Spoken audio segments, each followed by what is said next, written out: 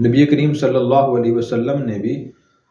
مالدار زکوٰۃ ادا نہ کرنے والے مسلمان کی سزا بیان فرمائی ہے۔ آپ نے ارشاد فرمایا کہ جس شخص کے پاس مال ہو اتنا کہ جس پر زکوٰۃ فرض ہوتی ہو پھر بھی وہ زکوٰۃ ادا نہ کرے تو قیامت کے دن اللہ تبارک و تعالیٰ اس مال کو گنجے سانپ کی شکل عطا فرمائیں گے،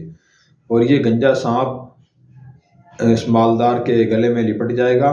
اور اس کے منہ کی دونوں طرف سے باچھوں کو، یہ باچھیں یہ ہیں، یہاں سے پکڑے کھینچے گا اور کہے گا کہ انا مالک وانا کنزک، اور ڈستا رہے گا اس سے، اور کیا کہے گا، میں تیرا مال ہوں، میں تیرا خزانہ ہوں، تو نے جس کی زکوٰۃ ادا نہیں کی تھی آج میں تجھ پہ مسلط ہوں۔ تو دیکھیں دنیا میں بھی کہا جاتا ہے کہ فلاں آدمی اپنے مال پہ سانپ بن کے بیٹھا ہے، تو لگتا یہی ہے کہ شاید یہ مثال حدیث سے کس نے لے کے یہ مثال بنائی ہے کہ جو مال پہ سانپ بن کے بیٹھا رہتا ہے اور اس میں اللہ کا بندوں کا حق ادا نہیں کرتا، تو قیامت کے دن اللہ تبارک و تعالیٰ اس کے مال کو سانپ کی شکل دیں گے، وہ سانپ اسے ڈسے گا بھی اور اسے کہے گا بھی میں تیرا مال ہوں، تیرا خزانہ ہوں جو تو نے جمع کیا ہوا تھا۔ تو اس لیے ان چیزوں کو آدمی بار بار سوچے اور پڑھے، اور جس پہ زکوٰۃ فرض ہے وہ زکوٰۃ ادا کرے تاکہ اس سزا سے بچ سکے۔